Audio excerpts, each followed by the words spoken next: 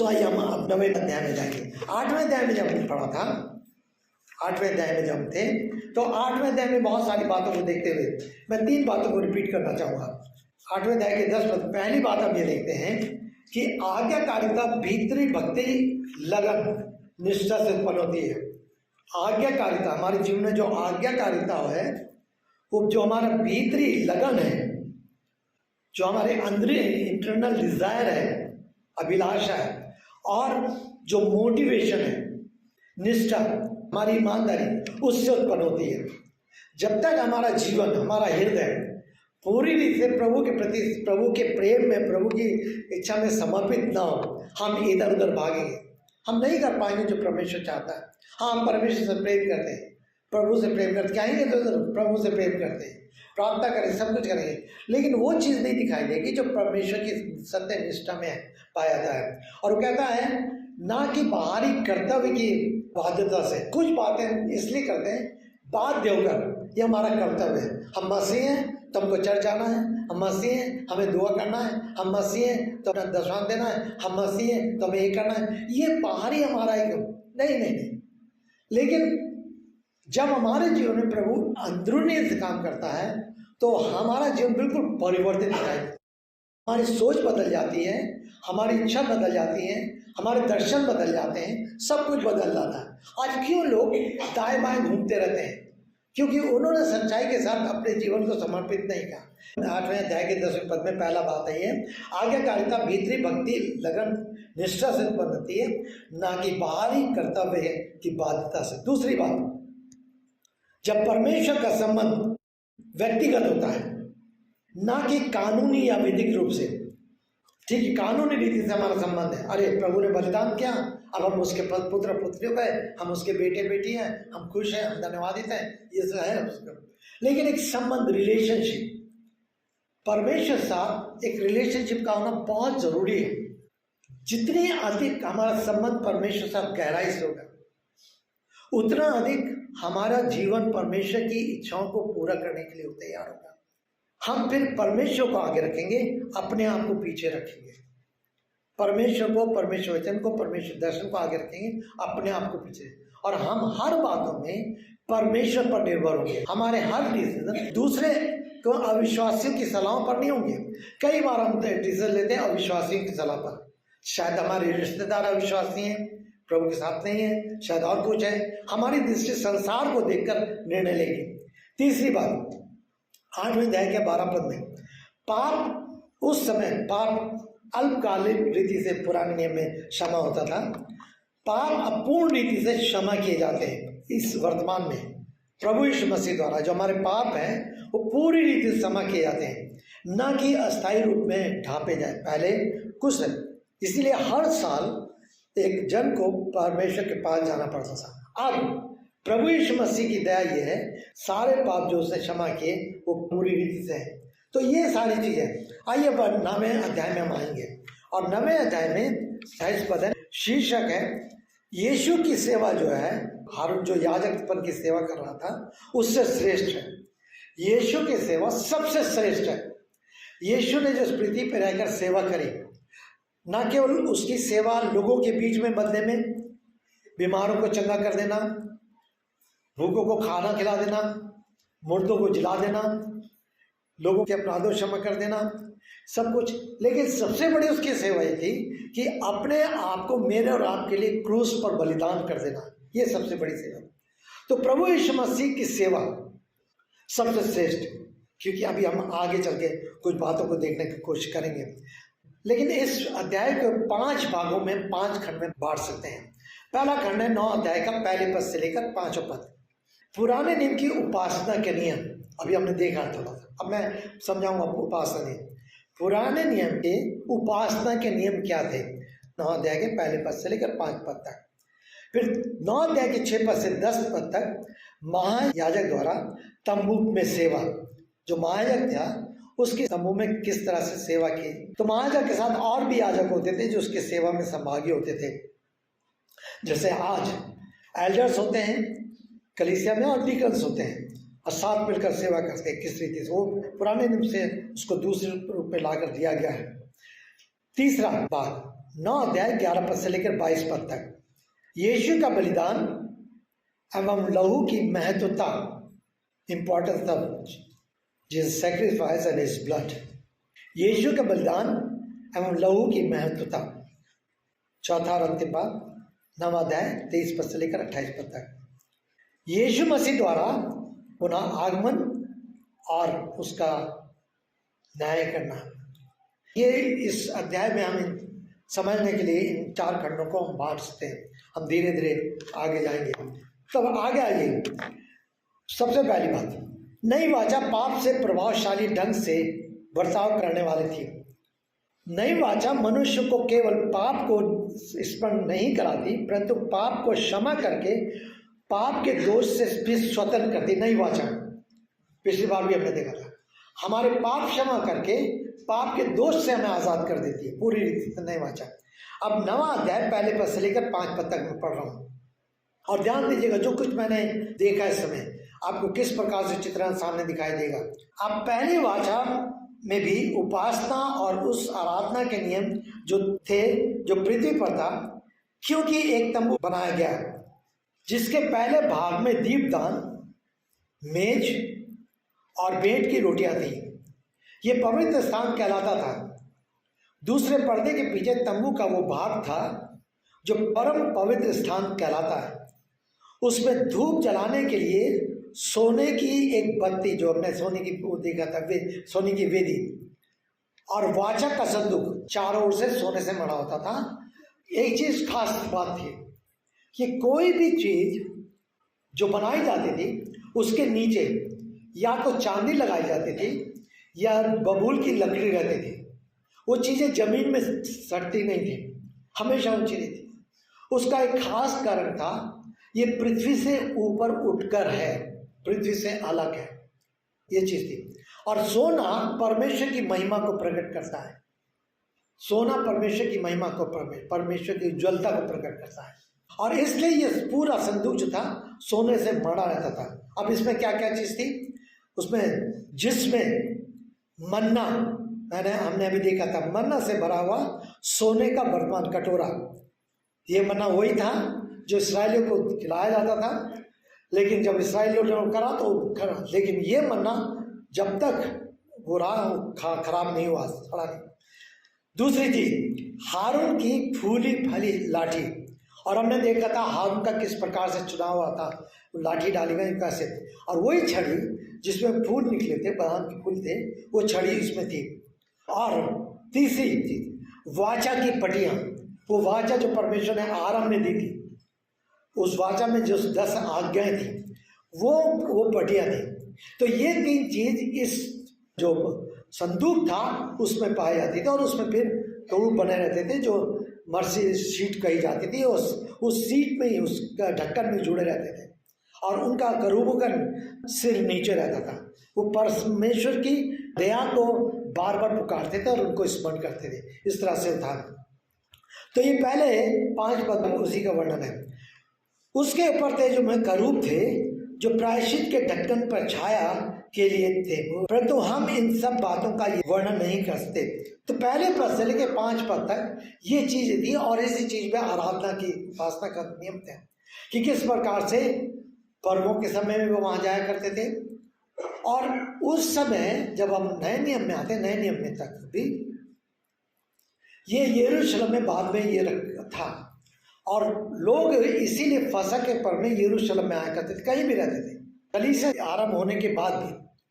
लेकिन अभी तक लोग जो यहूदी थे वो उसकी जो उपासना करते थे वो वहीं पर सारे जमा होकर, विश्वासी लोग कलीसिया में इकट्ठा होने लगे थे, वो अलग होने से, क्योंकि कलीसिया के अर्थ को समझ गए थे। पर चूंकि यहूदी लोग इसको मानते थे, और इसलिए फसह के संदूक में या फसह के पर्व में वो यरूशलेम में जगह जगह से आकर इकट्ठा होते थे। यदि आप प्रेरित काम उसके 8वें अध्याय में पढ़ेंगे, जब खोजे का मन परिवर्तन हुआ तो वो भी वहीं से वापस जा रहा था, उसी फसह के पर्व से। अब 6ठे पद से लेकर कुछ और बातों को हम देखना चाहते हैं 10 पद तक। वो यहाँ कहता है, परंतु ये वस्तुएं इस रीति से तैयार हो चुकी कि याजक बाहरी तंबू में निरंतर प्रवेश करके सेवा का कार्य संपन्न किया करते थे। परंतु दूसरे में केवल महायाजक प्रवेश करता, और वो भी वर्ष में एक बार। हमने देख लिया कौन सी जगह पर महायाजक आ जा सकते थे, लेकिन महायाजक वर्ष में एक बार, जो अंदर का पर्दा था, ये वाचक का संदूक है, पर्दा है, इसके अंदर साल में एक बार। और इसीलिए जब प्रभु यीशु मसीह क्रूस पर बलिदान हुए, जैसे उनकी मृत्यु हुई, वचन बताता है कि सब कुछ के साथ भूईडोल हुआ, ये सब कुछ हुआ, और मंदिर का पर्दा ऊपर से नीचे फट गया, खुल गया, और सबसे पहले प्रभु यीशु मसीह ने उसमें प्रवेश किया। अब प्रभु यीशु मसीह में प्रवेश किया, अब प्रभु यीशु मसीह में होकर मुझे और आपको ये अधिकार मिल गया, ये सौभाग्य मिल गया, ये स्वतंत्रता मिल गई कि अब हम उसके पीछे, उसके साथ उस स्थान में प्रवेश कर सके। तो प्रभु यीशु मसीह हमारा महायाजक है, वो पहले होकर प्रवेश उसने किया है, उसने सारे पर्दे को हटा दिया है, सारी बाधाओं को दूर कर दिया है, सारे बलिदान को पूरा कर दिया है। अब हम उसमें होकर के उस स्थान में प्रवेश कर सकते हैं जो परमेश्वर की उपस्थिति का स्थान है। और यहाँ पर हमने निर्गमन में पढ़ा था कि प्रभु इस बात को कहता है कि मैं तुम्हारे मध्य में उपस्थित होऊंगा, मैं तुमसे वहाँ पर मिला सकता हूँ। परमेश्वर की आरंभ से ये इच्छा थी कि वो मनुष्य के साथ बना रहे, मनुष्य के साथ मिले, मनुष्य के मध्य में वास करे। आदम की बाटियों में जब परमेश्वर ने आदम और हवा को बनाया था, तो परमेश्वर प्रति संध्या को शाम को आता था और आदम हवा से मिल करके संगति करता था। ये उनके लिए आनंद की बात थी। लेकिन जैसे पाप आ गया, परमेश्वर और आदम में अलगाव आ गया, और तब परमेश्वर उस दिन शाम को आता है और आवाज देता है, आदम आदम तू कहाँ है? तो आदम क्या था? आदम छिप गया था। परमेश्वर की अभिलाषा क्या थी? परमेश्वर की अभिलाषा यही थी कि वो उनके साथ मिले, उनसे बातचीत करे, और यही अभिलाषा आज भी परमेश्वर की मेरे और आपके साथ है। इसी कारण उसने और इस बात को सरल बना दिया कि स्वयं परमेश्वर मनुष्य बनकर इस पृथ्वी पर आ गया और मेरे और आपके लिए अपने आप को उसने क्रूस पर बलिदान करा, ताकि मेरी और आपकी सहभागिता और अधिक सरलता से निकट हो सके। कैसे? कि हम अपने पापों से पश्चाताप करें, क्षमा मांगे, और मेरा और आपका संबंध उस परमेश्वर के साथ दृढ़ बन जाए, और वो परमेश्वर अपनी पवित्र आत्मा के द्वारा, परमेश्वर अपने वचन के द्वारा मेरे और आपके साथ जुड़ा रहे, संगति करता रहे। कितनी बड़ा सौभाग्य है, कितनी बड़ी आशीष है, कैसा अद्भुत परमेश्वर है वो परमेश्वर जो मेरे और आपसे प्रेम करता है।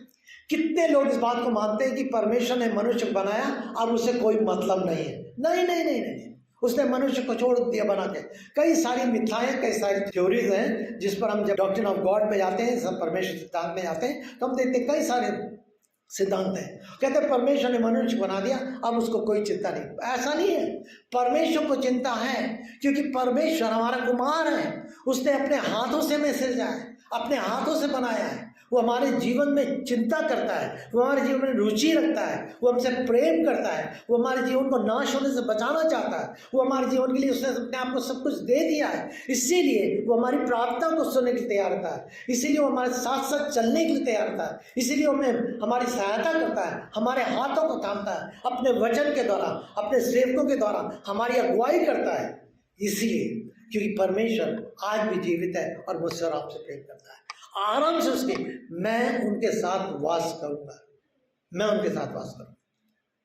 सो जब हम इसमें आते हैं तो हम देखते हैं किस रीति से ऐसा वो महायाजक है, और इसीलिए आगे चल के कहता है कि एक ही बार वर्ष और लहू लिए बिना नहीं जाता था। उस याजक को क्या करना पड़ता था? मेमना बलिदान होता था। मैं बार बार समझा चुका हूँ। लोग आते थे, मेमने के ऊपर अपने हाथ रखते थे, और इस बात का प्रतीक होता था कि हमारे पाप इस मेमने ले लिए, और वो मेमना बलिदान क्या होता था, और उसके लहू को लेकर के याजक चढ़ाता था। अब वो मेमना जो परमेश्वर का मेमना है, प्रभु यीशु मसीह है, हमने अपने सारे अपराधों पापों को उसके ऊपर दे दिया, उसके ऊपर लाद दिया। इसलिए कहता है हमारे अपराधों को उसने ले लिया, हमारे अपराध, हमारे पाप उसके ऊपर लादे गए। वो पापी नहीं था, वो निष्पाप था।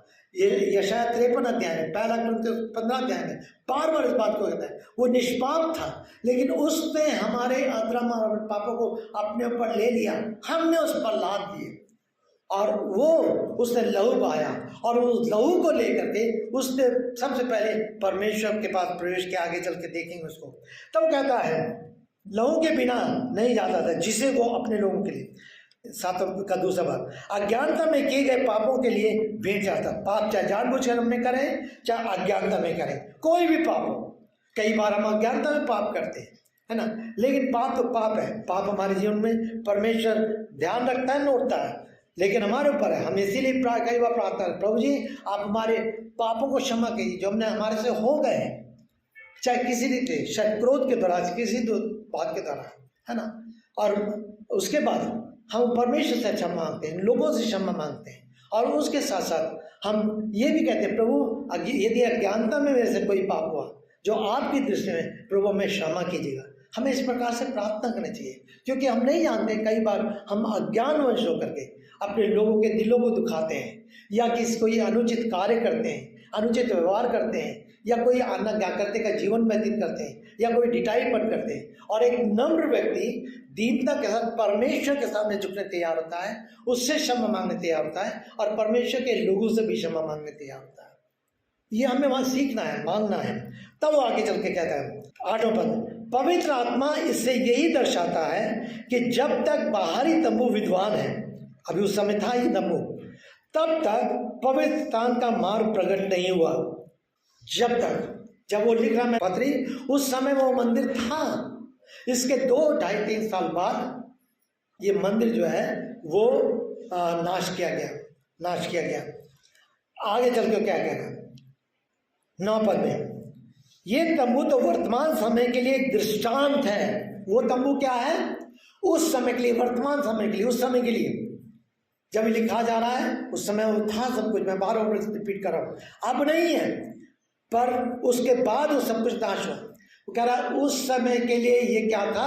एक दृष्टांत था, जिसके अनुसार ऐसे बेटे और बलिदान चढ़ाए जाते थे जो आराधना करने वालों के विवेक की को सिद्ध नहीं कर सकते थे। ध्यान दीजिए, उस समय जो भी बलिदान होते थे वो विवेक को सिद्ध नहीं करते थे, ना शुद्ध करते थे, ना सिद्ध बनाते थे। लेकिन यीशु मसीह का बलिदान जो भीतर है, वो हमारे भीतर में कार्य करता है, हमारे भीतर जीवन में काम करता है इस बलिदान में। अभी हम आगे चल के देखते हैं उसको। तो कह रहा है जो आराधना करने वालों के विवेक की सिद्ध नहीं कर सकते, क्योंकि ये केवल खाने पीने और नहाने धोने की विभिन्न विधियों के से संबंधित शारीरिक नियम है जो सुधार के समय तक के लिए ठहराए गए। तो पुराने नियम में जो नियम थे, हाथ धोना, ये करना, चांद देखना, इसको करना, उसको करना, इसीलिए पौलुस जब कुलुस्सी पत्र लिखता है तो कहना वो सारी बातें छोड़ दो जो चांद देखने की है, या तारों को देखने की है, या इन बातों को देखने की, सब कुछ को छोड़ दो। ये जो यीशु मसीह को नहीं जानते वो आज भी इस बात को देखते हैं, इस बात को मानते हैं।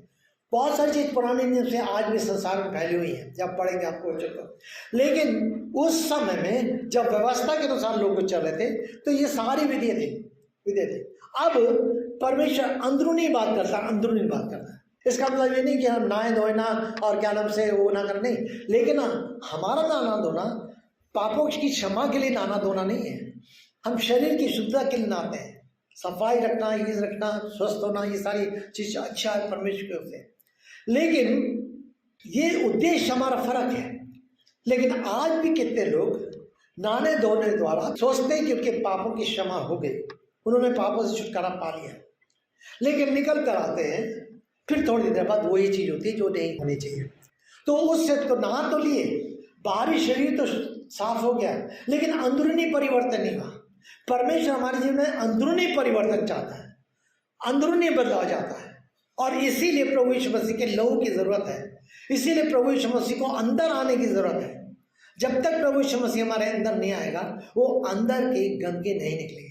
एक छोटी सी बुकलेट है, आपने पढ़ी होगी, प्रेमलाल का दिल। मुझे नहीं मालूम कितने लोगों ने पढ़ी है, काफी लोगों ने पढ़ी, और जरूर बहुत छोटी सी। उसमें पुराना दिल के बारे में है, पुराना दिल कैसा है और उसमें कैसी कैसी चीजें है। आप लेकर बच्चों के साथ बैठकर उसको पढ़ सकते हैं।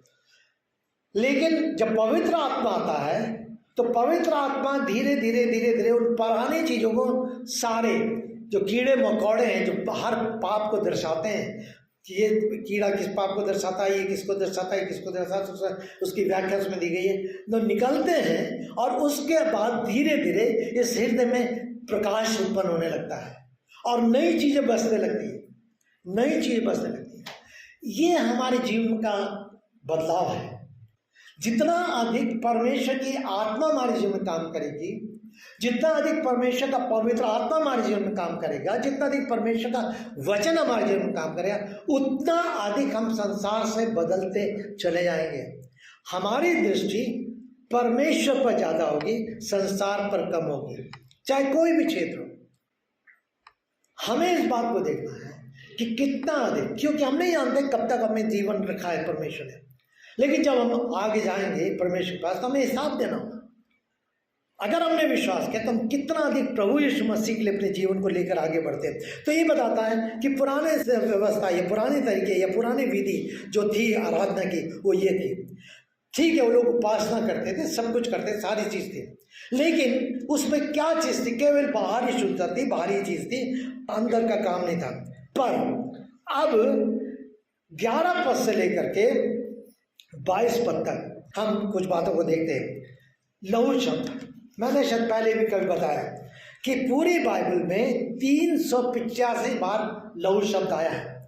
पूरी बाइबल में 385 बार लहू शब्द आया है, जिसमें पुराने नियम में 302 बार आया है और नए नियम में 83 बार, 83 टाइम्स आया है। नए नियम में 83 बार आया और इब्रानी की पत्री में जो लहू शब्द आया वो 20 बार आया है। पुराने नियम में सोच ली 83 बार आया, लेकिन इब्रानी की पत्री में कितनी बार आया? 20 बार आया। तो इब्रानियों का लेख कितना अधिक प्रभु यीशु मसीह के लहू की बात करता है। और इस अध्याय में जिसको हम पढ़ रहे हैं, उस 9 अध्याय में 12 बार लहू शब्द आया है।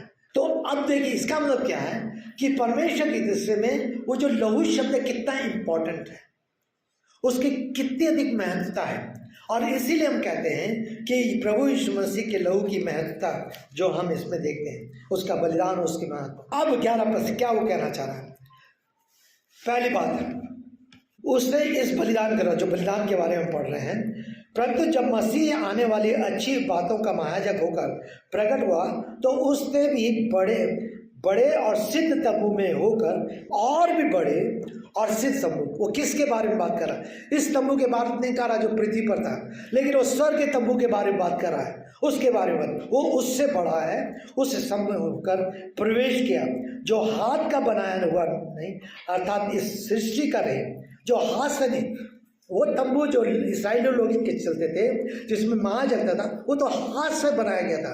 लोगों ने चीजें दी थी, वस्तुएं दी थी और उससे बनाया गया था। लेकिन वो ये तंबू जिसमें उसने प्रवेश किया, वो हाथ से बनाया नहीं है, वो सिद्ध है, बड़ा है, वो परमेश्वर के बारे में बात कर रहा है, उसके स्थान के बारे में। और बकरों और बछड़ों का लहू द्वारा नहीं, वरन स्वयं अपने लहू द्वारा सदा के लिए एक ही बार पवित्र स्थान में प्रवेश करके आनंद छुटकारा प्राप्त किया। सदा के लिए एक ही बार।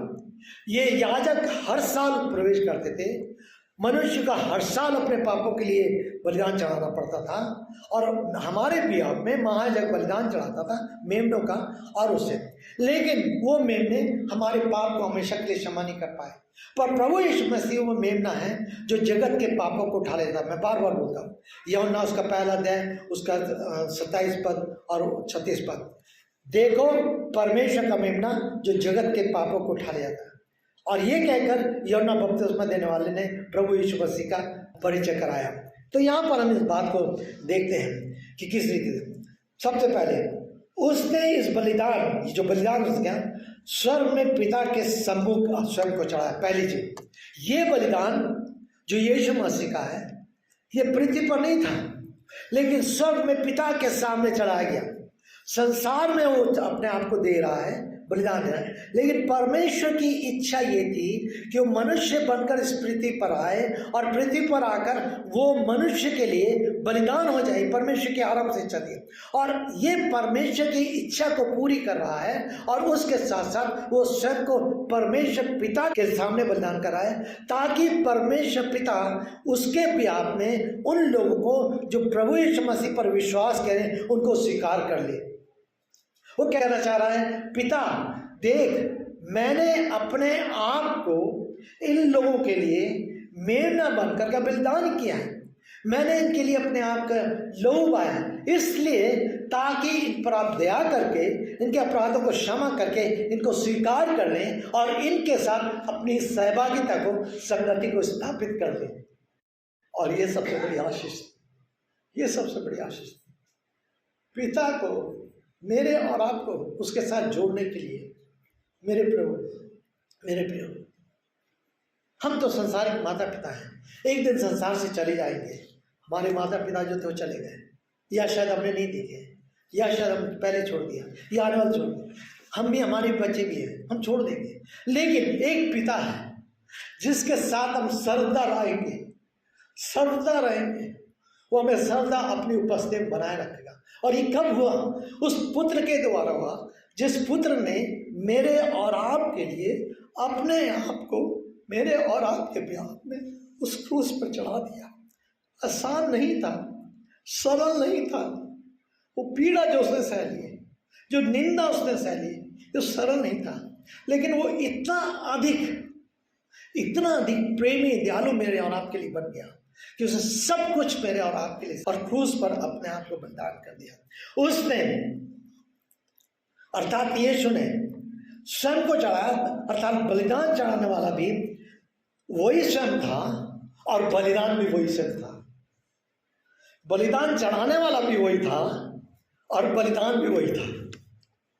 कितनी सुंदर बात है। वो स्वयं को बलिदान चढ़ा रहा है और स्वयं बलिदान है। ये यीशु की विशेषता है, ये उसके प्रेम की विशेषता है, ये उसकी दया की विशेषता है।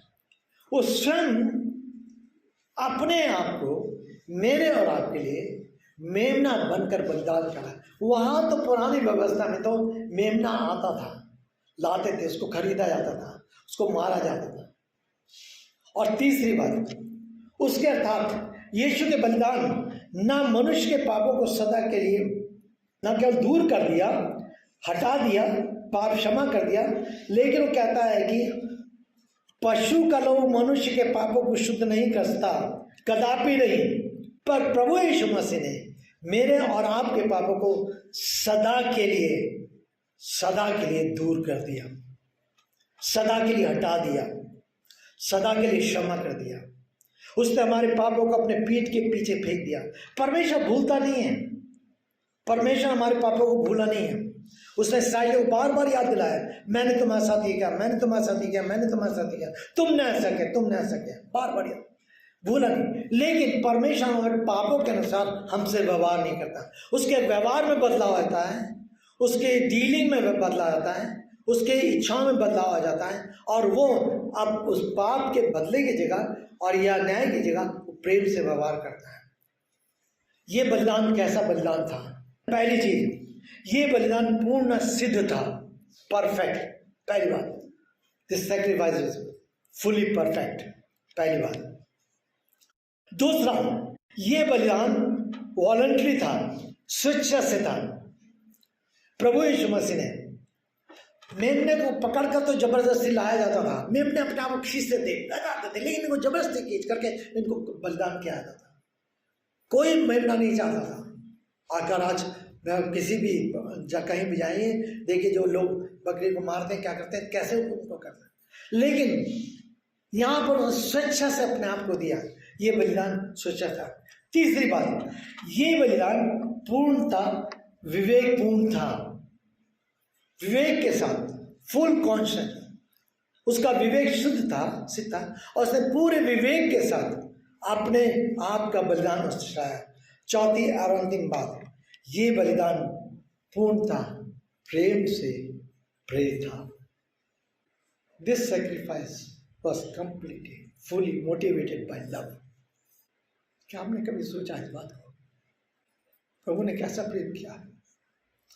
ये बलिदान पूरी रीति से प्रेम से प्रेरित था। उसने ऐसा प्रेम किया।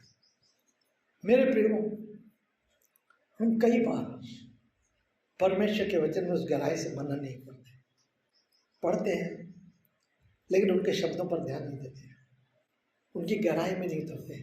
लेकिन जब परमेश्वर के वचन को पढ़े और थोड़ा सा और देखे तो हम कुछ और देखते हैं। ये ऐसा बलिदान था। यहूदी लोग अपनी विधि के अनुसार पूरा करने में तत्पर रहते थे।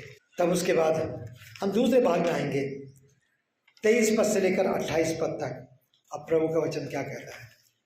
यीशु के द्वारा आगमन और न्याय की घोषणा, सारी बातों को वर्णन करते हुए 27 पद, और जैसे मनुष्य के लिए एक ही बार मरना और उसके बाद न्याय का होना नियुक्त किया गया है, वैसे ही मसीह भी बहुतों के पापों को उठाने के लिए एक बार बलिदान होकर दूसरी बार प्रकट होगा।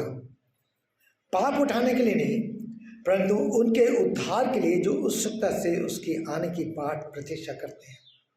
अब उसे बलिदान होने की जरूरत नहीं, अब वो बलिदान होने के लिए नहीं आएगा। अब आएगा तो या तो जिन्होंने उससे बाट जोड़े उनको अपने साथ ले जाएगा, और या तो वो न्याय करेगा।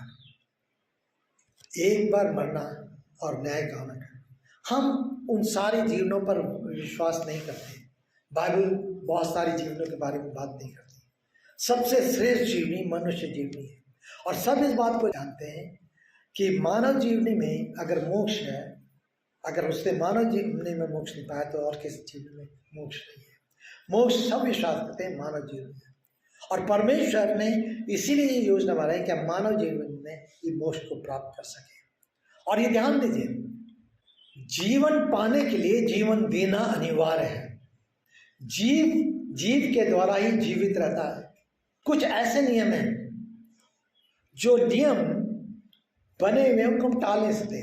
आप लोग विद्यार्थी, बहुत सारे विद्यार्थी आपने पढ़ा होगा, गुरुत्वाकर्षण की कोई भी चीज फेंके आप ऊपर, फाइनली क्या होगी? नीचे आएगी। और इस सिद्धांत को कोई बदल नहीं सकता। तो कुछ सिद्धांत हैं, उन सिद्धांतों को बदला नहीं जा सकता। बाइबल के भी कुछ सिद्धांत हैं, उनको बदला नहीं जा सकता। और मैंने कहा कि जीवन पाने के लिए जीवन को देना। एक व्यक्ति मर रहा है तो उसको लिए क्या मांगा जाता है? सबसे पहले, बीमार है बहुत स्थिति में, सबसे पहले खून मांगा जाता है। अगर आप उसको खून देंगे उसका जीवन बच जाएगा। जो खून देता है उसमें क्या है? उसमें जीवन है। वो दूसरे जीवन को बचाने के लिए अपना जीवन दे रहा है।